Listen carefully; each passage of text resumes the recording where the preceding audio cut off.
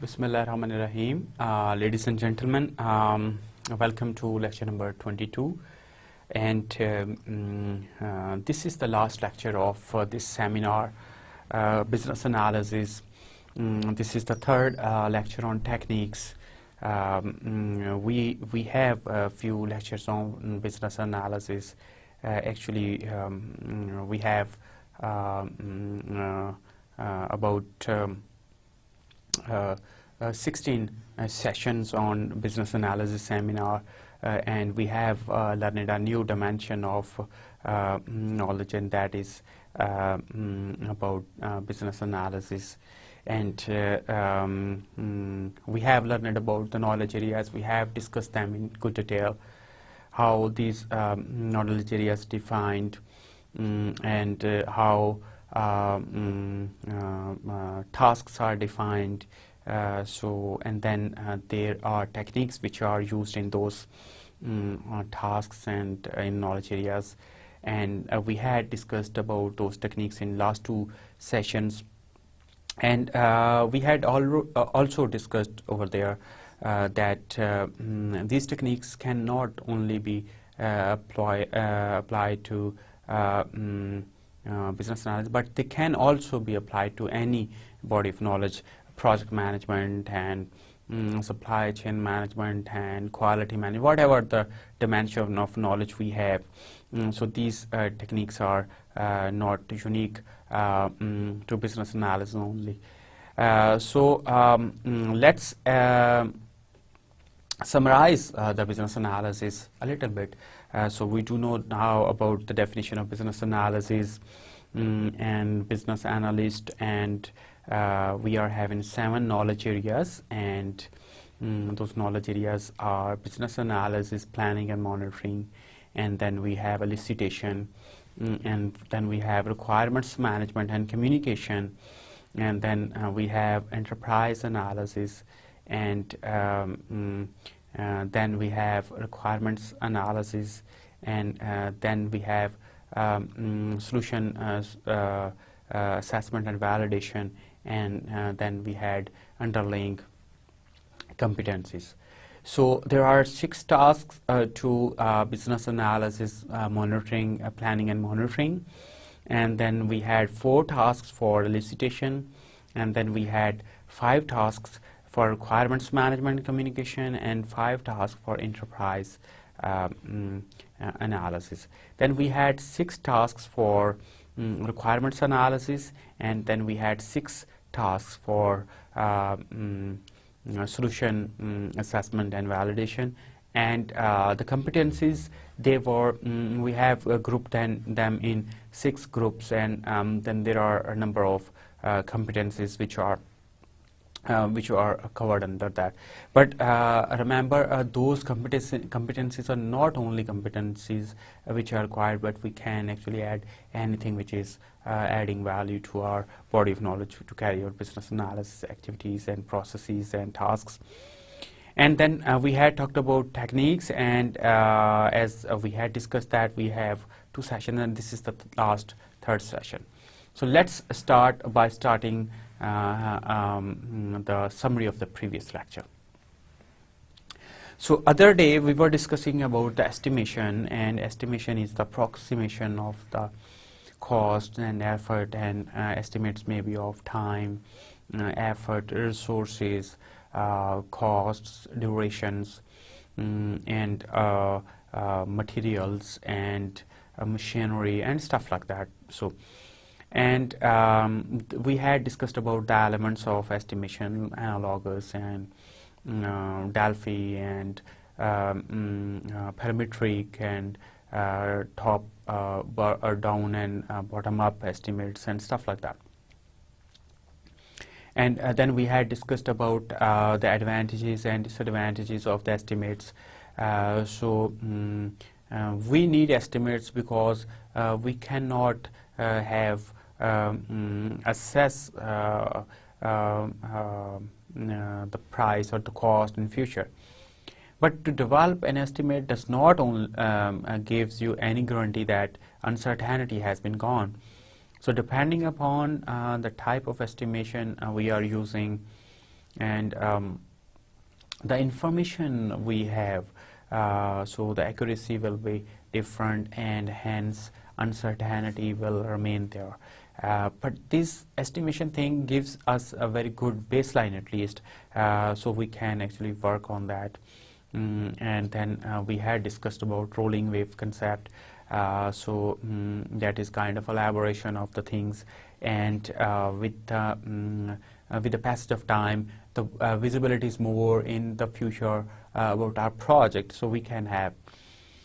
Then we had talked about focus groups, and we have talked about the very concept.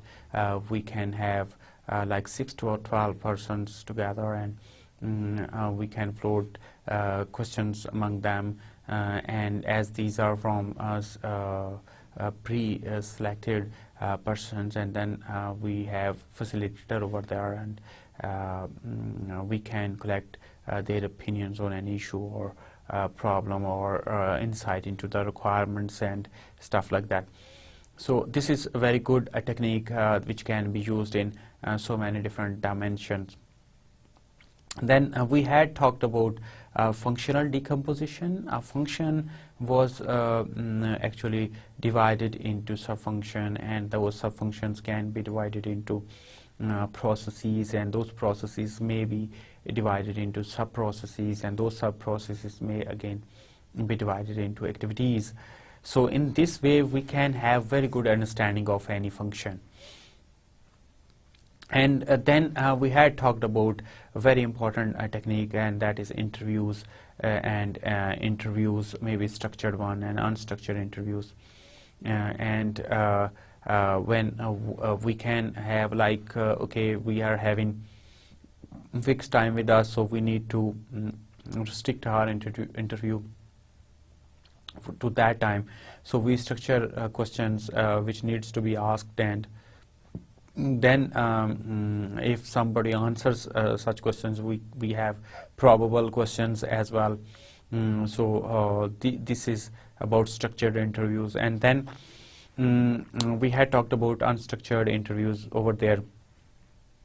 The interviewer and interviewee, they actually simply discuss things, and that is kind of more informal interviews, but there are so many parameters which can actually decide which type or kind of interview we are in need of. And then we are having lesson learned process with us. So we had talked on that, and there are different things which for which we can carry out lesson learned process. And then we had talked about matrices and KPIs, key performance indicators, and non-functional requirements analysis, and observation during elicitation, and active observation and passive observation. In active observation, we actually can go and have talk with the person under observation, and we can actually have a shadow the working of a person, and that is passive observation. And then problem tracking is we identify any problem, any issue, any risk, and then we keep a track on that issue or problem or risk by understanding that thing and analyzing that thing, and keeping an eye on the influencing parameters or triggering parameters. We can have a constant eye on that till this issue or problem or risk is resolved or attended or closed. So this technique has been discussed in previous lecture, and now we will move to the to this current lecture. So just to remind you the very basic concept of techniques, and they alter the way a business analysis task is performed or describe a specific form the output of a task may take. And the first technique we will have today is requirements workshops. So a requirements workshop is a structured way to capture requirements. So we need to, a very important thing for business analysis, which we had been discussing throughout this seminar on business analysis, that is requirement collection. And we need to capture as many as requirements as we can, and we need to capture all the stated requirements as well as all the concerns of the stakeholders about those requirements. We need also to uncover the hidden desires, and we need to apprehend if how strong those are. So this can be requirements there are so many ways to determine the requirements, but one of the technique is structured way of capturing requirements is requirements workshops. So a workshop may be used to scope, discover, define, prioritize, and reach closure on requirements for target system. So it is not limited to identification and not only to the scope thing, but identifying is there, defining then is there, and prioritizing requirements, and then attending a requirement or meeting the so there may be requirements that are stakeholder requirements, and there may be the business requirements. We need to capture all the requirements.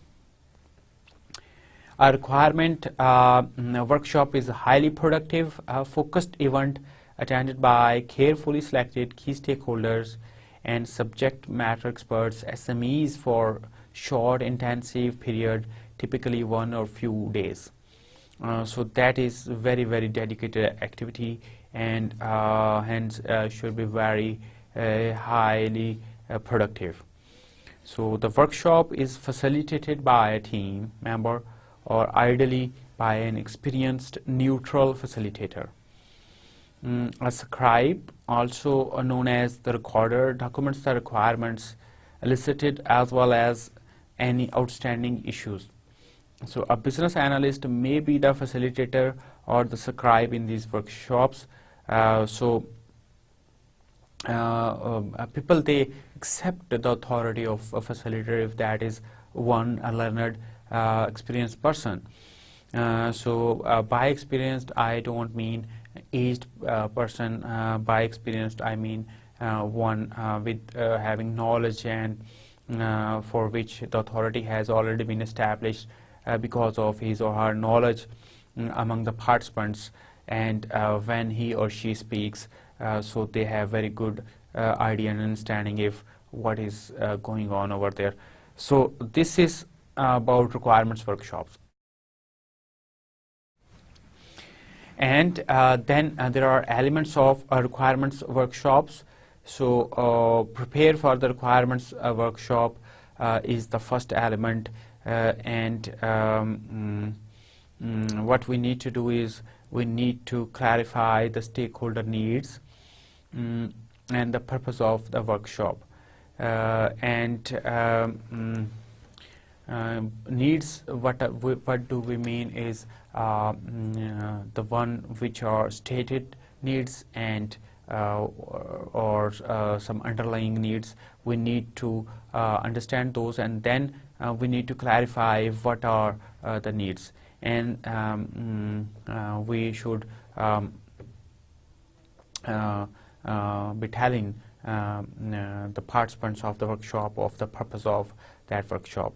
And then we need to identify critical stakeholders who should participate in the workshop, and then we need to define the workshop's agenda and determine what means will be used to document the output of the workshop, and then we need to schedule the session as well, arrange room logistics and equipment, seating, flip charts, projectors, computers, and presentation tool, installed softwares and stuff like that.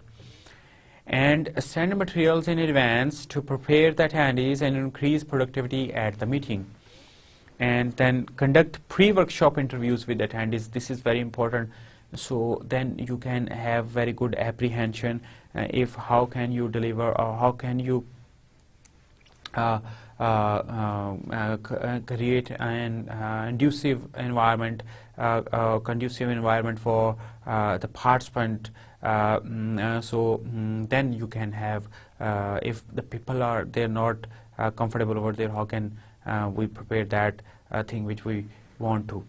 And then we conduct the requirements workshop, and then after conducting the requirements workshop, we post requirements workshop wrap-ups, we carry out those. So in this fashion, these are a few elements.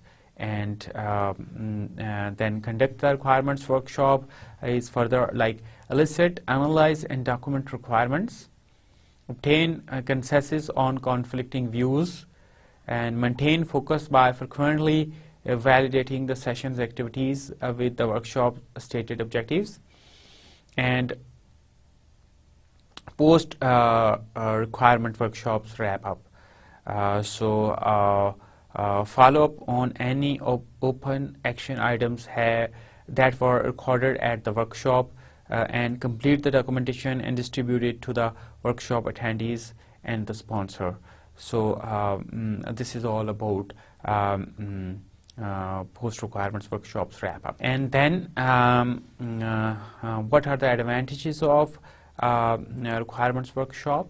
A requirements workshop can be a means to elicit detailed requirements in a relatively short period of time. A requirements workshop provides a mean for stakeholders to collaborate, make decisions, and gain a mutual understanding of the requirements. And disadvantages: stakeholders' availability may make it difficult to schedule the requirements workshop, and the success of the requirements workshop is highly dependent on the expertise of the facilitator and knowledge of the participants. Okay, so this technique is a very important technique. Risk analysis. Risk describes an uncertain event or occurrence that may have an effect on the ability of the business analyst, project team, or organization to achieve the one objective. So risks by their nature can be positive or negative. Risk analysis involves understanding the risk tolerances level of the organization, assessing risks, and identifying responses. So we need to first identify what is the level of the organization on which they can tolerate it. Then we need to identify the risks, and then we need to have assessment of the risk, like which risk is a very low risk, or which risk is very high risk, or which risk is medium, or something like that. And we need to have actions identified which we need to carry out for those uncertain risks or uncertain events which may have some effects on project objectives or initiatives, goals. And those responses are then identified in this thing. So what we mean through risk analysis, there are elements like tolerance and assessment and response. So tolerance, a key factor in determining the response that a person or organization will select in regards to a risk is to understand their tolerance for risk. And by assessment, I mean assessment involves determining the probability that the risk will occur and the impact if it does occur. Each of these factors is assessed on a common scale, high, medium, and low, or a number from 1 to 5, and so forth. So this enables analysis to focus on the most important risks.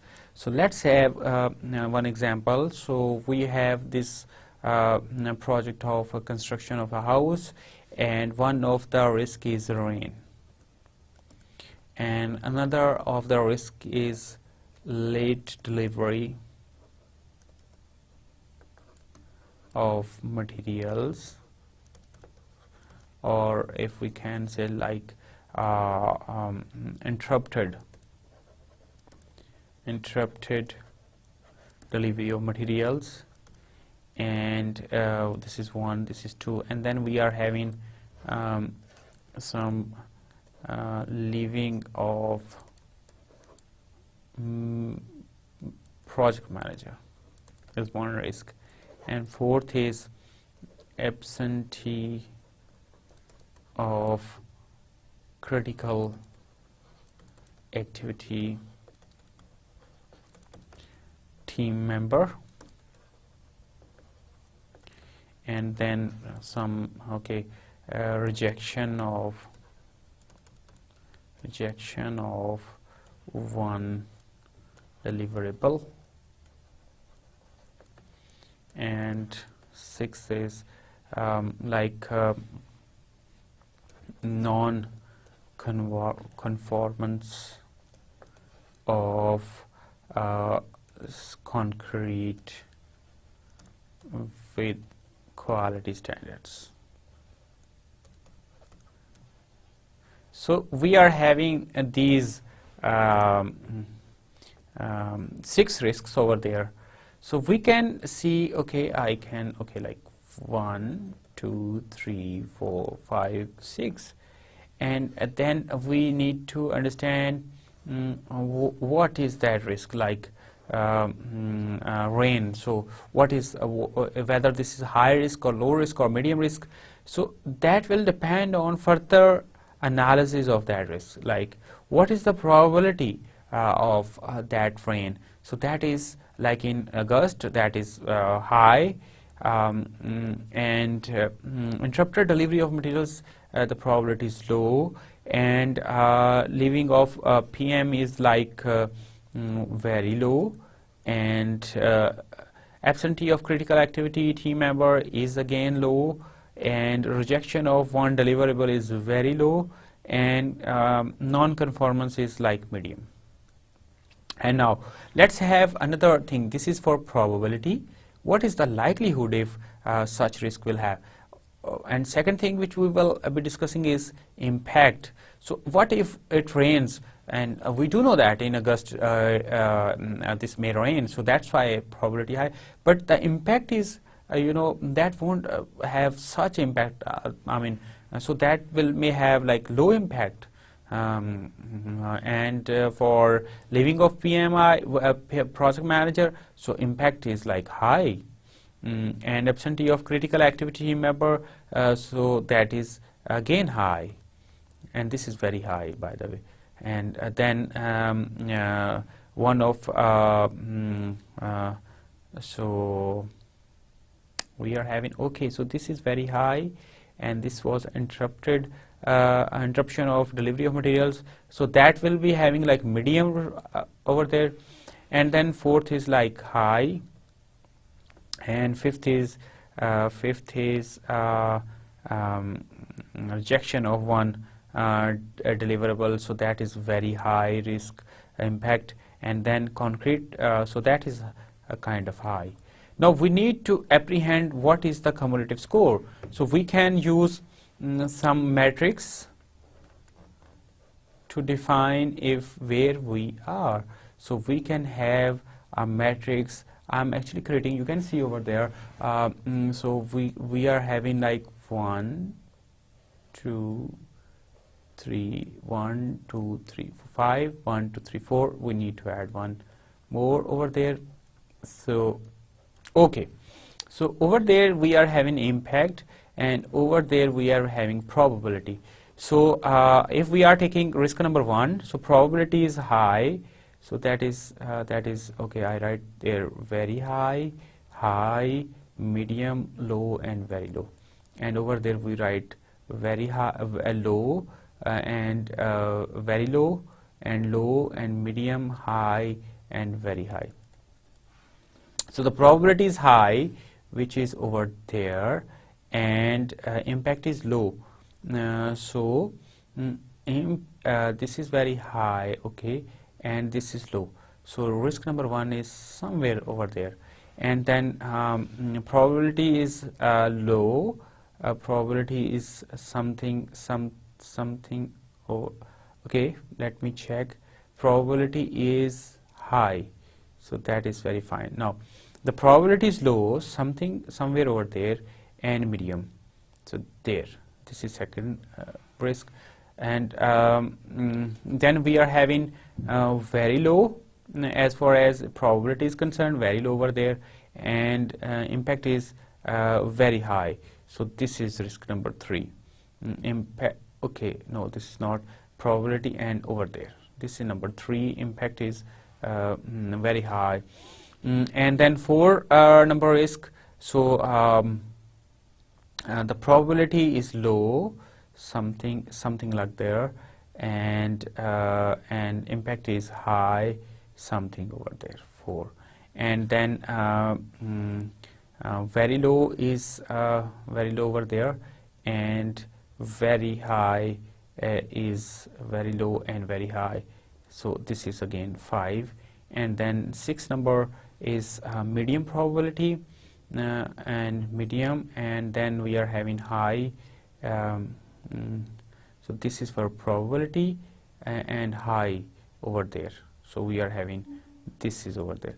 So we can see that, like, we can have a matrix developed, and then we say, like, risks which are over there are low risks, and risks which are in this category are high, so, and the remaining are medium.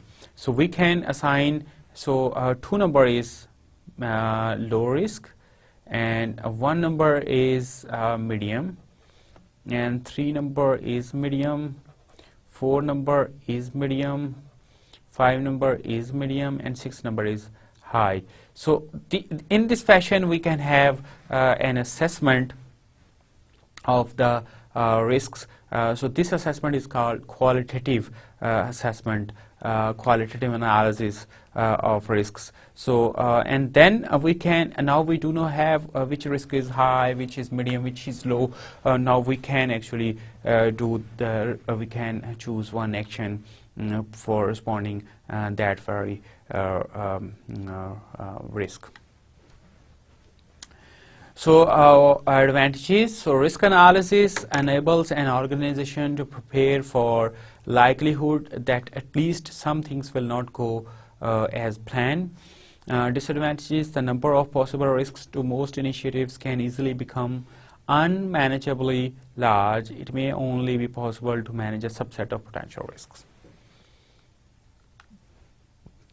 Very important technique which we are going to discuss is root cause analysis. So root cause analysis is a structured examination of the aspects of a situation to establish the root causes and resulting effects of the problem.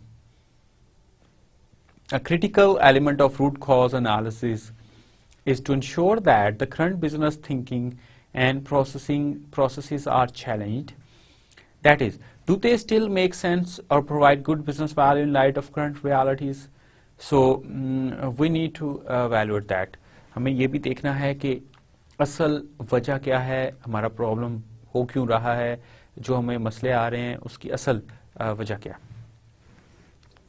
So we use Fishbone Diagram for root cause analysis. This is one type of element which we use.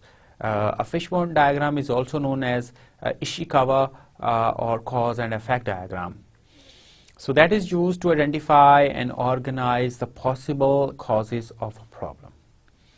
So this tool helps to focus on the causes of the problem versus the solution and organizes ideas for further analysis.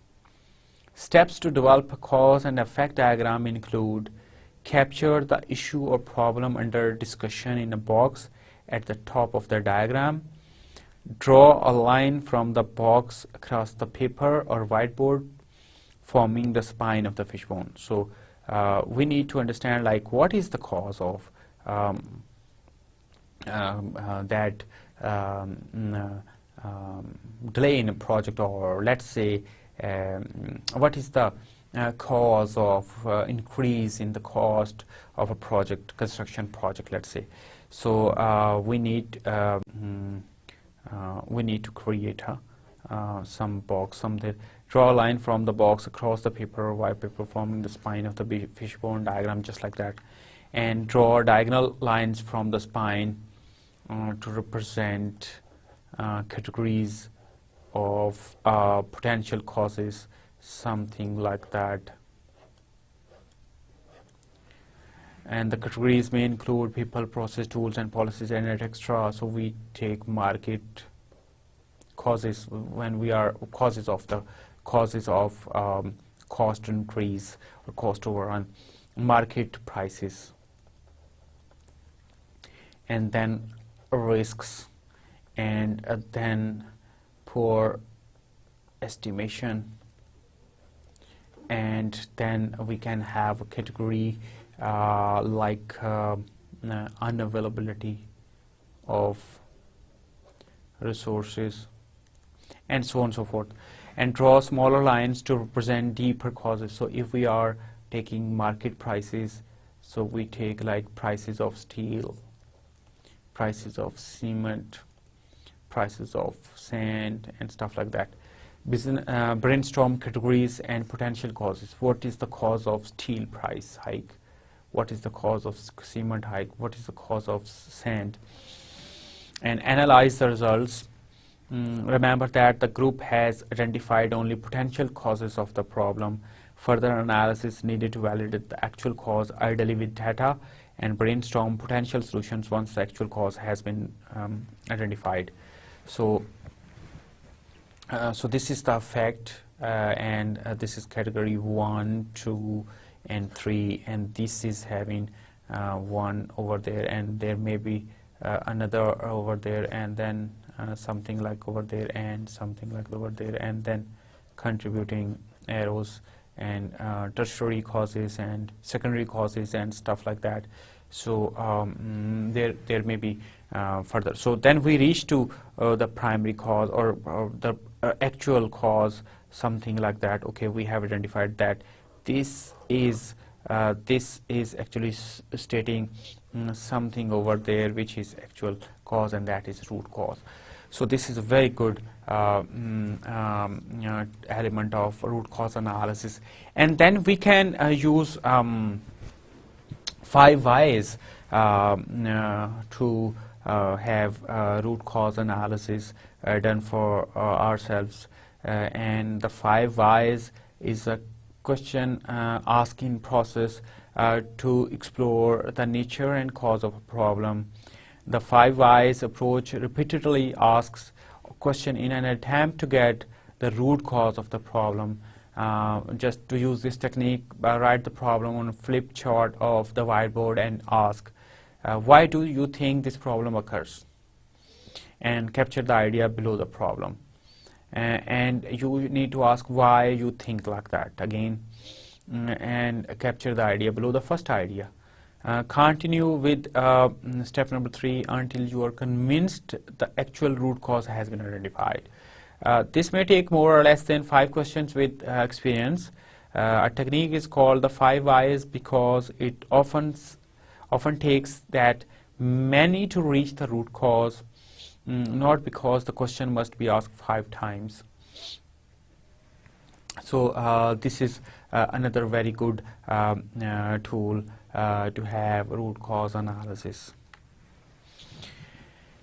Just like other techniques, we are having advantages and then we are having disadvantages as well. So root cause analysis provides a structured method to identify the root causes of identified problems, thus ensuring a complete understanding of the problem under review. And disadvantages are root cause analysis works best when someone who has formal training or extensive experience facilitates a team of experts. So this is okay. So next technique we use a lot in business analysis is scenario and use cases. So while the terms scenario and use cases are often used loosely, a scenario is generally understood to describe just one way that an actor can accomplish a particular goal, while a use case describes all the possible outcomes of an attempt to accomplish a particular goal that the solution will support. So scenarios are written as a series of steps performed by actors or by the solution that enable an actor to achieve a goal. What are the elements of scenarios and use cases? The name, the scenario or use case must have a unique name within the project. And actor, an actor is a person, system, event external to the system under design that interacts with the system through a use case. Preconditions. A precondition is any fact that the solution can assume to be true when the use case begins.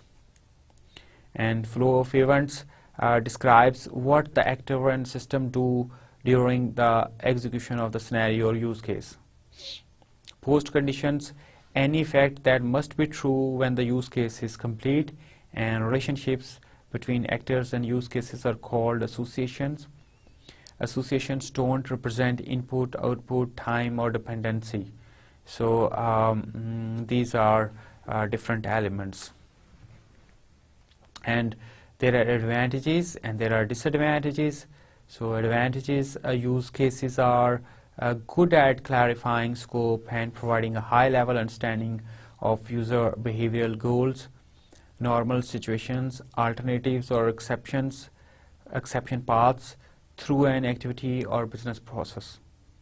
And disadvantages are business analysts are frequently tempted to describe most or all system behaviors using use cases.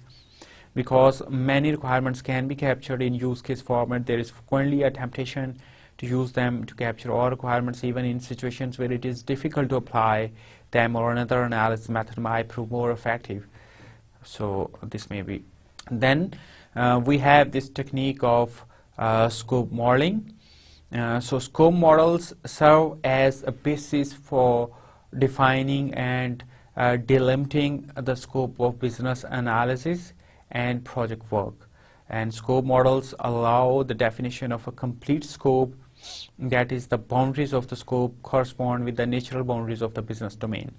And there are many different standards for scope modeling. In general, the scope model selected will depend on the analysis techniques selected to further explore the scope.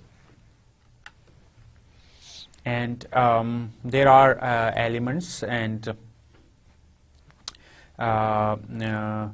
context diagram, which is top level data flow diagram, is one element. And events, external events happening in external entity, they are external to the boundaries of the system being studied. A customer makes a request, a partner sends a message. And features, a feature is a service that the solution provides to fulfill one or more stakeholder needs. And advantages and disadvantages, a scope model will make it easier to determine what should be in and out of scope for a solution, even when new requirements are identified or requirements change. And disadvantages are a scope model will usually leave much of the detailed scope still needing to be investigated and detailed. So, structured walkthrough. A structured walkthrough is a working session where invited participants review and discuss a set of requirements. So, what we need to understand over there, a set of requirements is actually been discussed by the participants who were invited. And participants are required to ask questions and make comments and suggestions. So, and other issues may also be identified during the session. All questions, comments, concerns, suggestions are recorded, and this is the whole concept of structured walkthrough. So, what are the elements of structured walkthrough? A complete requirements package. Our requirements, because we need to review them, we need to talk on them, we need to discuss them. So we need to have requirements with us. So a complete requirements package or model must be completed in order to schedule a review. The review may cover only one requirement document, several related documents, or an entire requirements package. So a list of appropriate reviewers, this is also needed. Reviewers may be project stakeholders, business analysts, or other sources with specific expertise in the type of requirement being reviewed. And as far as process is concerned, so we are having review scope. Provide review participants with a checklist of items for which the reviewer should be looking, and then we need to organize and schedule review. So the business analyst must ensure that the requirements package is issued for enough in advance to allow all stakeholders to review it in advance. Then we are having advantages that this structured walkthrough promotes discussion of the requirements among stakeholders, and this is very effective at identifying possible ambiguities and areas of misunderstanding. So when people, they are actually been tasked, okay, ask any question, they may ask the assumptions of things we have created, and they can comment on them, and they can even suggest solutions for that.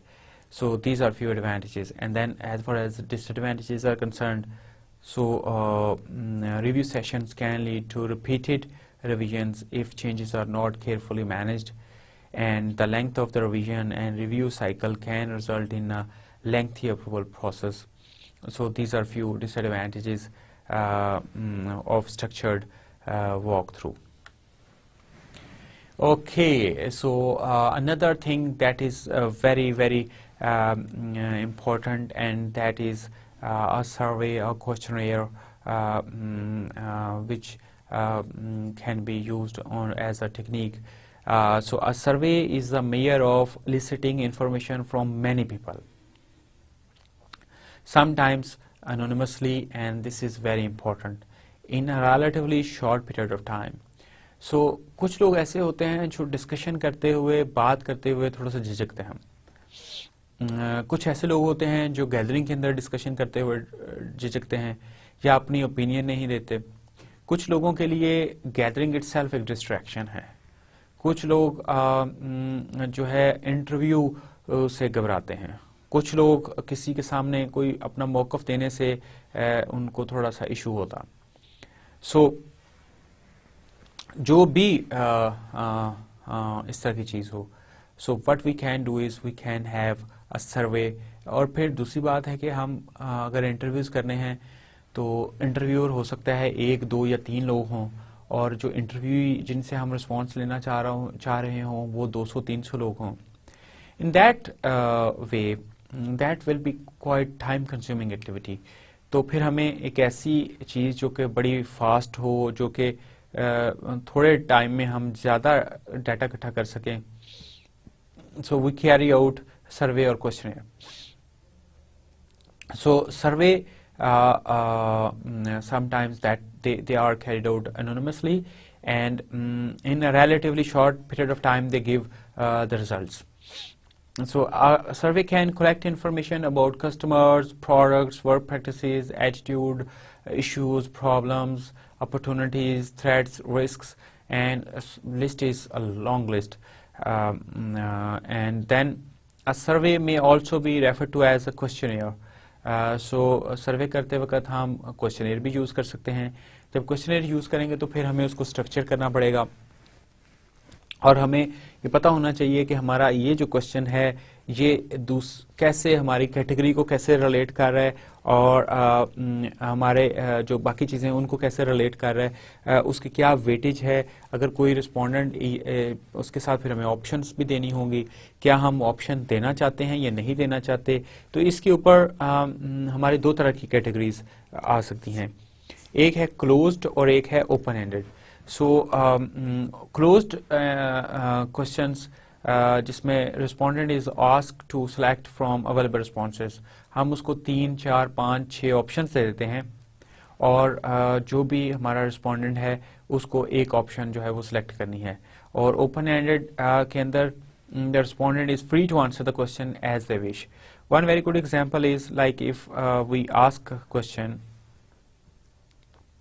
how many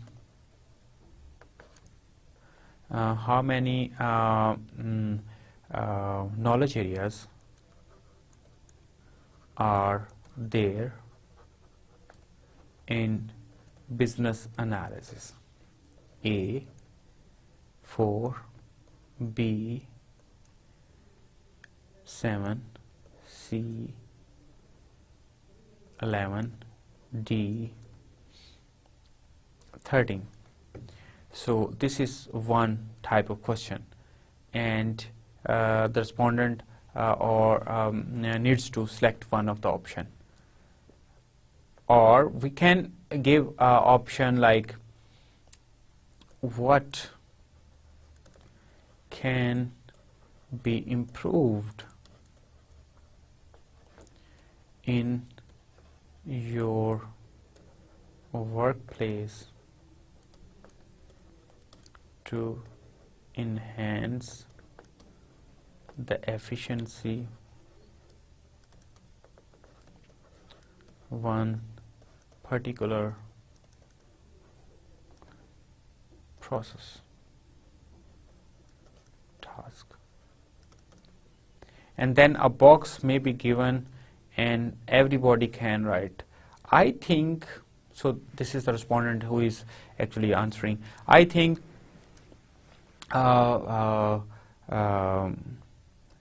proper attendance system may enhance the efficiency of that system. One, I think bonuses can enhance this process. Okay, and I think the purchase of new computer and addition of new servers may enhance.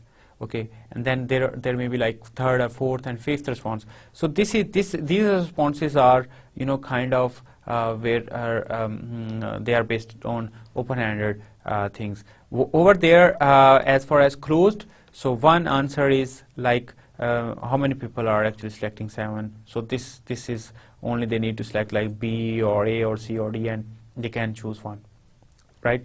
So over there they need to write or they need to state their point of view. So this is all about about questionnaire. So questionnaires can be printed and distributed in physical forms, and nowadays we can use Google Documents and we can create our questionnaires over there, and we can use other softwares. We can design and we can disseminate those questionnaires through those applications, and we can get them filled depending upon the audience we want to pay attention to. And there are elements to survey and questionnaires. First element is to prepare. So a survey requires detailed preparation to ensure the needed information is obtained while minimizing the respondent's time to complete it. And then we need to, after preparing that, हमें ये भी देखना है कि हमारी audience क्या है, उसका लेवल क्या है, और हम क्या डाटा उनसे चाहते हैं, हम जो इररेलेवेंट, हमने कितने क्वेश्चंस डिज़ाइन किए हैं. अगर हमने 50 क्वेश्चंस डिज़ाइन किए हैं, क्या वो 50 क्वेश्चंस का हमें आंसर मिल जाएगा, हम उसमें से कितने क्वेश्चंस को ख़त्म कर सकते हैं, कितनी कैटेगरीज़ को हम ख़त्म कर सकते हैं, और अगर हम उन कैटेगरीज़ को ख़त्म कर देते हैं तो हम क्या उस चीज़ से अचीव कर सकते हैं. So this is all about preparation, कि हम वो पूरा एक क्वेश्चनेयर या सर्वे जो है वो हम डिज़ाइन कर लेते हैं. अगर हम सर्वे क्वेश्चनेयर बेस नहीं करते हैं और सिंपल लोगों की राय ले लेते हैं, हम जा कर के रोड के ऊपर जो मोटरिस्ट हैं, हम उनकी राय, जैसे ही इंटरसेक्शन के ऊपर ट्रैफिक लाइट जलती है रेड और वो रुक जाते हैं, तो हम उनसे जाके वहाँ इंटरव्यू कर सकते हैं या पूछ सकते हैं. So there may be different types of surveys, so we need to prepare for them, and we need to design them in such a way that जो भी उनका minimum time लगे respondents का. Then we need to distribute the survey. अगर हमने questionnaire बना लिया है तो उसके बाद फिर हमें distribution जो है वो करनी है, and that will based on organization policies. हम जो क्वेश्चनर्स दे रहे हैं वो कहाँ तक दे रहे हैं, उसकी हमने क्या, हमें सिक्रेसी रखनी है, हमें क्या चीज़ें SOPs फॉलो करने हैं, क्या दूसरे पैरामीटर्स फॉलो करने हैं। Then urgency of obtaining the results, depending upon कि हमारे रिजल्ट्स कितने अर्जेंटली हमें चाहिए हैं, उस हिसाब से हम उसी ऑडियंस में बांटेंगे, उनसे हम अकॉर्डिंगली ही फिर कमिटमेंट लेंगे। और अगर हमें वो टाइम इंश्योर नहीं होता तो फिर हमें ऑडियंस के अंदर दोबारा से रीडिज़ाइन करनी पड़ेगी। And geographic distribution of the respondents, ये बड़ा इंपॉर्टेंट होता है सर्वे के अंदर कि आपके जो लोग हैं वो किस जोग्राफिक लोकेशन से हैं। वो इस्लामाबाद से हैं, वो लाहौर से हैं, वो दिल्ली से हैं, वो दुबई से हैं। एक जगह के रहने वाले जो लोग होते हैं उनके ऊपर डिफरेंट लॉज और different social values, cultural values वो बहुत मैटर कर रही होती हैं। तो क्या आप जो काम करना चाह रहे हैं, जो आप रिस्पॉन्स इकट्ठा करना चाह रहे हैं, क्या उससे आपको कोई इफेक्ट नहीं आता कि अगर डिफरेंट तरह के लोगों का पर्सपेक्टिव लें, या आप सिर्फ एक ही जैसे लोगों का पर्सपेक्टिव लेना चाहते हैं, तो से this will also be very much influencing in that. And then we need to document survey results. After preparing and after distributing the survey, we need to prepare survey results. So collate the responses, for the responses to open-ended questions, evaluate the details and identify any emerging themes, analyze and summarize the results, report findings to the sponsor. Different statistical analysis किए जा सकते हैं, हमारा जो mean response क्या है, हमारा correlation है या नहीं है, हम प्रायोरिटाइज कर सकते हैं रिस्पॉन्सेस को, हम रैंकिंग कर सकते हैं, हम लोगों के अंडरस्टैंडिंग्स और डिफरेंट इंडिसेस कैलकुलेट कर सकते हैं, हम डिज़ाइन कर सकते हैं, और उसके ऊपर हम एवेल्युएट कर सकते हैं कि हमारा जो भी चीज़ें हैं वो कैसे चल रही हैं। So such things are then actually help us in designing reports which can be presented to the top management. So this is about the elements of survey and questionnaire. So just like other techniques, we are having advantages and disadvantages for survey and questionnaires, and one of the advantages effective, and they are very effective and efficient when stakeholders are not located in one location. So you need to simply send them a performer to be filled, and this may result in large number of responses, and these are quick and relatively inexpensive to administer, and there are disadvantages. Some questions may be left answered or answered incorrectly due to their ambiguous nature, and may require follow-up questions or more survey iterations depending on the answers provided, and not well suited for collecting information on actual behaviors. So there are a few limitations of such surveys. One very important analysis, that is SWOT analysis. So this is a valuable tool to quickly analyze various aspects of current state of business process undergoing change. So we have strength, weaknesses, opportunities, and threat analysis. And strengths, anything that the assessed group does well is the strength of that group. So may include experienced personnel, effective processes, ID systems, customer relationships, or any other internal factor that leads to success. And weaknesses, those things that the assessed group does poorly or not at all. Weaknesses are also internal.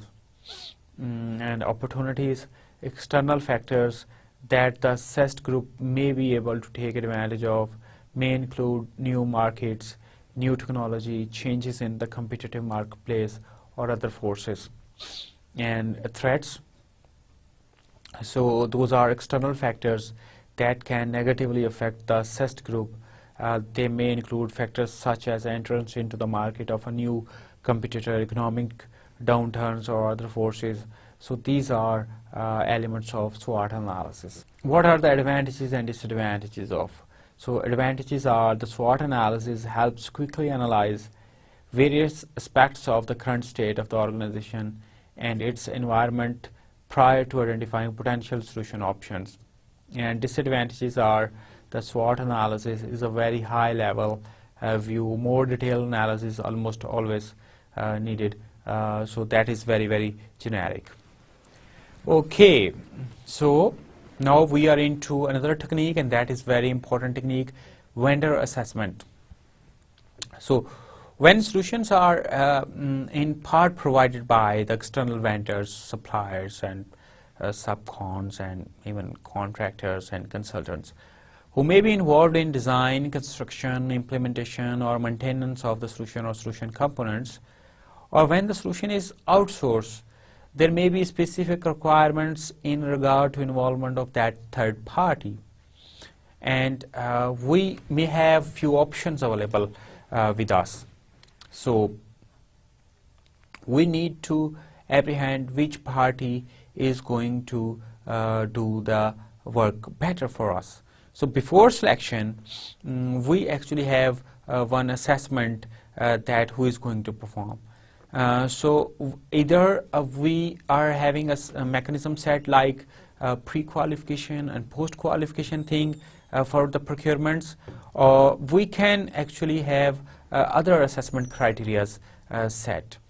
Like we can check the capability of that vendor or that supplier or contractor, like if somebody is doing good or not. We can have like financial capacity is maybe one, financial capacity, just like one parameter, and other parameters is resources available, resources, technical resources available with that vendor. And then we may have like experienced project manager over there with that vendor. And then we can have like another thing, registrations, and on like all the parameters we have described over there, 4 parameters, and then we check, okay, so firm number 1 or vendor number 1 is having this thing, okay, up to which, like if we have a scale of 1 to 10, how much this organization number, like we have 3 organization number 1, organization number 2, 3 organizations we have, and they are being evaluated on 4 parameters. So 1, 2, 3, 4, and then total score over there. So on number 1 parameter, financial capacity, so from 1 to 10, this organization is having very good financial capacity, and hence are given 8 marks depending upon the financial capacity. Technical resources available are criteria number 1, 2, 3, 4. So 1, 2, 3, 4. So technical resources available are like adequate, so we give 6, and very experienced PM they have hired, so we give them 9. And then registration, they are having necessary registrations, and hence are having 10. Organization number 2, they are having financial capacity maximum like 10, and they are having technical resources available, they have best resources available, and then they have very experienced project manager, so they are having like 8 numbers, and then they don't have registration, adequate registration, so number 2. And then organization number 3, they are having like very poor financial capacity, so we give them 4. They don't have the technical requirements, so they are even getting 4. And then they have the most experienced PM with them, and they have all the registrations. So now by the criteria, every criteria have equal weightage. We can have different weightages as well, but over there every criteria is having like 10 numbers. So let's evaluate who is going to get like 15, 25, and then we are having 33 score for that organization, and then 20 and 30 for that, and 20 and 28. So this organization is the choice to make. So this is how we can have vendor assessments as far as procurement is concerned. So few elements which we may consider are the knowledge and expertise the organization may possess, and the licensing and pricing models they have available, product reputations and market position they possess, the terms and conditions on which they are offering the solution to us, and their experience and reputation in previous projects, and then vendor stability, financial, technical, organizational. So all these parameters are actually checked. This is not the only list. I mean, we can add so many parameters in that to assess the vendor. And the advantage of vendor assessment is we can have an effective through effective vendor assessment, we can have a reduced risk of the organization developing a relationship with an unsuitable vendor, or is likely to improve long-term satisfaction with the decision. Then we have having this disadvantages as well. Can be time-consuming to gather sufficient information on multiple vendors. Some information may not be readily available. Vendors with new and innovative products may score poorly because they don't have a significant history in the market. Now that is a very big disadvantage. All the people who are actually very innovative, they are coming to the market, but we are focusing, and most of the time we are putting such emphasis on the experience and stuff like that. So this is an issue with the new vendors as well as new entrants into jobs and stuff like that. So these are a few techniques, and with that we conclude this lecture. Let's have the summary of this lecture. In this lecture we have talked about requirements workshops, what they do. They are used for the review, and we offer requirements to for the comments, and we get response, and accordingly we enhance our knowledge and improve our requirements packages and stuff like that. And then we have talked in good detail about risk analysis, root cause analysis we have talked, and scenarios and use cases. Scope modeling we have talked, and structure walkthroughs we have discussed. Survey questionnaires we have explained in good detail. SWOT analysis we have talked, and vendor assessment we have given examples, and we have explained this thing in good detail. So with that we are closing our seminar on business analysis.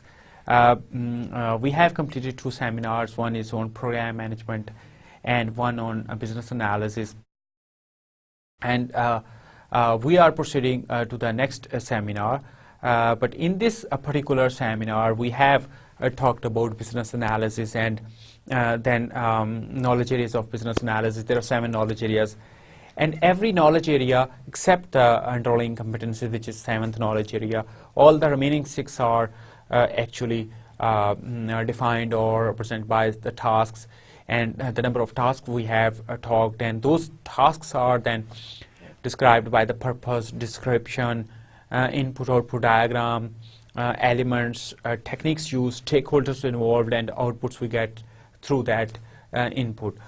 So we have got the whole concept of this thing, and we are able to carry out a good business analysis activity, I hope.